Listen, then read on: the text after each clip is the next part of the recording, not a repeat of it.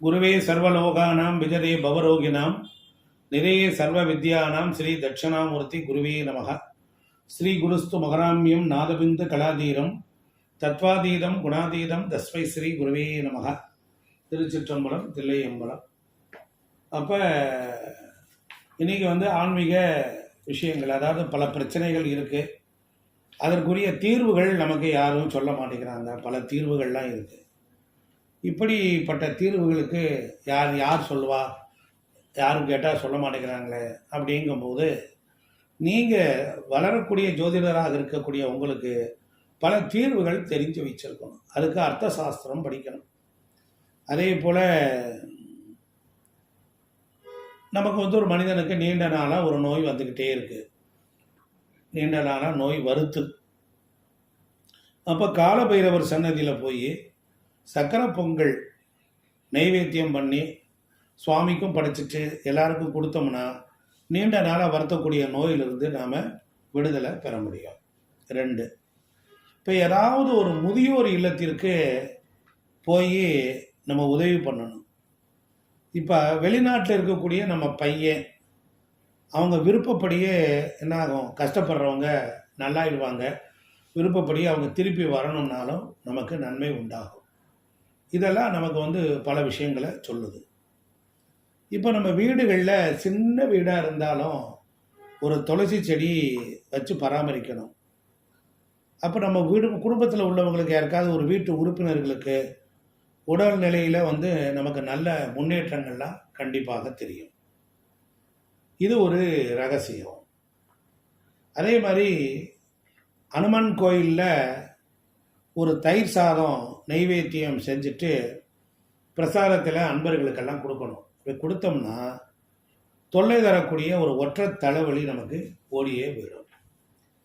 அனுமான் கோவிலில் ஆஞ்சநேயருக்கு தயிர் சாதம் நைவேத்தியம் பண்ணி பிரசாதத்தை நம்ம அங்கே வந்தவங்களுக்கெல்லாம் கொடுக்கும்போது தொல்லை தரக்கூடிய ஒற்றை தலைவலியானது நமக்கு ஓடியே போயிடும். இது பல விஷயங்கள் உண்டு. அதே போல் பூஜை அறையில் ஒரு சிறிய கண்ணாடி குவளையில் தண்ணீரை நிரப்பி, பூஜை அறையில் ஒரு கண்ணாடி குவளையில் தண்ணீரை நிரப்பி ஒரு எலுமிச்சம்பழத்தை போட்டு வச்சுருப்பாங்க. பல இடங்களில் பார்த்துக்கலாம். அந்த எலுமிச்சை நிறம் மாறுச்சு அப்படின்னா பழத்தை நாம் மாற்றணும். அப்போ நம்ம பழத்தை மாற்றணும் அப்படிங்கிறத நாம் தெரிஞ்சுக்கணும். இப்போ பாருங்கள், இப்போ நடைபாதையில் பார்த்தீங்கன்னா நிறைய பேர் படுத்திருப்பாங்க. நடைபாதை வாசிகள் இருப்பாங்க. அவங்களுக்கு ஒரு நாளைய உணவு தேவைக்கு நம்ம உதவி பண்ணணும்னு வச்சுக்கோங்க.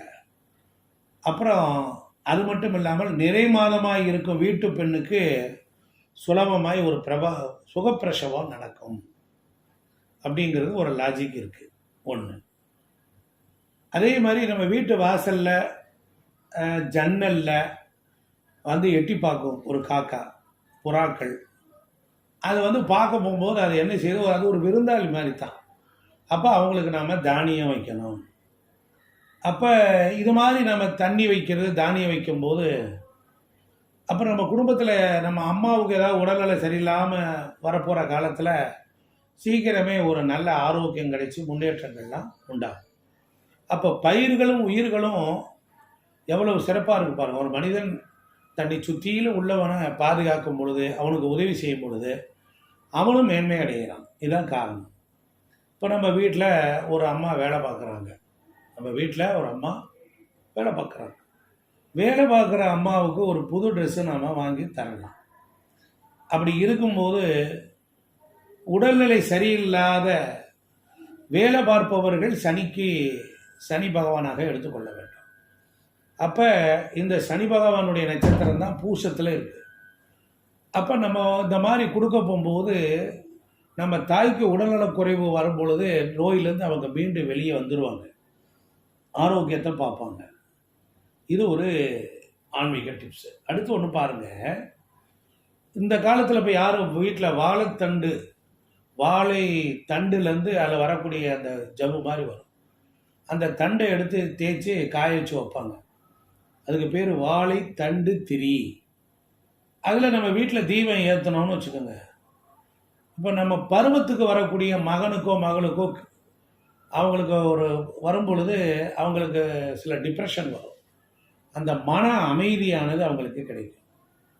அவங்களுடைய நடவடிக்கைகளிலையும் நல்ல ஒரு முன்னேற்றத்தை நாம் பார்க்க முடியும்.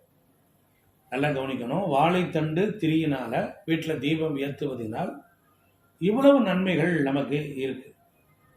அதே மாதிரி பொது மருத்துவமனைன்னு இருக்குது, ஹாஸ்பிட்டல். பொது மருத்துவமனைகளை சில நோயாளிகளுக்கு நம்ம பழங்களை கொடுக்கலாம். அப்போ நம்மளுக்கு தொழிலில் ஒரு மந்த நிலை ஏற்படுது, ஒரு தாமதம் ஏற்படுது. அதெல்லாம் நீங்கி நமக்கு தேவையான அளவு தொழில் செய்வதற்குரிய வாய்ப்புகள்லாம் கூடி வரும். 6ஆம் இடம் நோய், 6 என்பது தொழில்.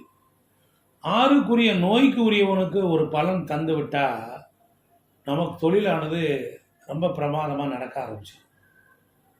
இப்போ பாருங்கள், நிறைய பேர் குபேர பூஜை செய்வாங்க. குபேர பூஜை அப்படின்னு சொல்லுவாங்க. அந்த குபேர பூஜை பண்ணுகின்ற பொழுது பார்த்தீங்கன்னா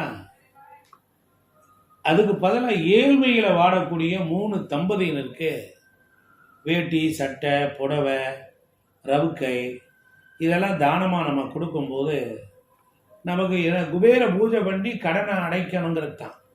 இதவே நீங்கள் செய்யும்போது அதற்கு இணையான அந்த பலன்கள் அங்கே ரொம்ப வெகு சிறப்பாக நடக்குது. ஸோ அதனால் இப்படியும் நீங்கள் செய்யலாம். இப்போ வீட்டுக்கு அருகில் பார்த்தீங்கன்னா பாருங்கள், நம்ம வீட்டு பையன் படிக்க மாட்டேங்கிறான், நேர்முக தேர்வில் வெற்றி பெற மாட்டேங்கிறான், தேர்வில் தேர்ச்சியே பெற மாட்டேங்கிறான், நிறைய முயற்சி பண்ணி ரொம்ப தோற்று போகிறான். அப்படின்னா நம்ம வீட்டுக்கு அருகில் இருக்கக்கூடிய ஒரு ஏழை மாணவர்களுக்கு 9லேருந்து 11 ஒரு ஒற்றைப்படையாக எழுது பொருள்களை நம்ம வாங்கி கொடுக்கும்போது நேர்முக தேர்வில் இன்டர்வியூவில் தேர்ச்சி பெற்று வேலை கிடைக்கும். இதெல்லாம் சமூகத்தில் நமக்கு கிடைக்கக்கூடிய ஒரு பெரிய நீதி. இது மாதிரியான பலன்கள் எல்லாம் நம்ம வாழ்க்கைக்கு பெரிய அளவு உதவி செய்யும். அதே போல் நம்ம சகோதரர்களோட ஒரு சண்டை வந்துக்கிட்டே இருக்கு அப்படின்னா ஆதரவற்ற குழந்தைகள் காப்பகத்துக்கு ஒரு நாள் உணவிற்கான ஒரு தொகையை நம்ம கொடுக்கும்போது நம்ம சகோதர சகோதரிகளுடன் உண்டான சொத்து பிரச்சனைக்கு ஒரு சுமூகமான தீர்வு கிடைக்கும். இதே மாதிரி தான். அடுத்து பாருங்க, சில பேருக்கு அது வெளிநாட்டு வாய்ப்பு, அயல்நாட்டு வாய்ப்பு அதெல்லாம் கிடைக்கல அப்படின்னு முயற்சி பண்ணுறாங்க. வெளிநாட்டில் வேலை கிடைக்கணும் அப்படின்னு நினைக்கிறாங்க. அவங்களுக்கு ஒரு 21 நாட்கள் வில்வ இலையை பூஜை அறையில் வைத்து வழிபட்டு வர வர நமக்கு தள்ளி போய் கொண்டிருக்கக்கூடிய அயல் நாட்டு வாய்ப்புகள் விரைவில் நமக்கு கைக்கு வரும். இது ஒரு வகையில் இருக்கிறது. அதாவது வெளிநாடு போகணும் அப்படின்னு கேட்குறாங்க. அவங்களுக்குலாம் 21 நாள் பூஜை அறையில் வில்வ இலையை வச்சு நம்ம பூஜை பண்ணிட்டு வரும்போது கண்டிப்பாக அந்த வாய்ப்புகள் உண்டு. அதே போல் இப்போ நம்ம வீட்டுக்காரம்மாவுக்கு அடிக்கடி உடம்புக்கு முடியல, டாக்டர்கிட்ட போயிட்டு வந்துக்கிட்டே இருக்கோம், சாயங்காலம்னா ஆட்டோ ஆஸ்பத்திரிக்கு போகுது அப்படின்னா ஒரு 9 பிரதோஷ நாட்களில் நம்ம கோவிலில் இயன்றளவு உடலால் நம்ம ஊழியம் செய்யணும். அப்படி பண்ணிங்கன்னா நம்மளுடைய மனைவிக்கோ கணவனாருக்கோ உடல் நல குறைபாடுகள், அதாவது மருத்துவ ஆலோசனைகள் கண்டிப்பாக கிடைக்கும். இது ஒரு லாஜிக் ஒன்று. அப்புறம் பாருங்க, ஒரு விஷயம், 48 நாட்கள் நாம்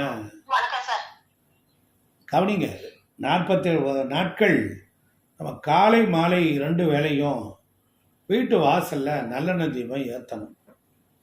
அப்போ குடும்பத்தில் நமக்கு இருக்கக்கூடிய பணப்பற்றாக்குறை வரவே வராது. ஒரு தீபம் என்பது ஒரு சூரியனுடைய ஆற்றலை இழுக்கக்கூடியது. அதுக்கு தான் சொல்லுவாங்க, காலையில் எழுச்சி சூரிய உதயத்துக்கு முன்னால் விளக்கேற்றணும், சூரியன் மறைந்த பிறகும் வீட்டில் விளக்கேற்றணும். அங்கே திருநெல்வேலி தெற்கு சீமையில் வாசலில் தண்ணி தெளித்து சாயங்காலமும் கோலம் போட்டு வாசலில் விளக்கேற்றுவாங்க. அப்படி ஏற்றுறனால குடும்பம் முன்னேற்றத்தை நோக்கி போகும். நமக்கு இந்த மாதிரி பல நல்ல விஷயங்கள்லாம் நமக்கு இருக்குது. இதையெல்லாம் நீங்கள் கடைப்பிடிக்க கடைப்பிடிக்க வாழ்க்கையில் உங்களுக்கு வெற்றி மேலே வெற்றி உண்டாகும்.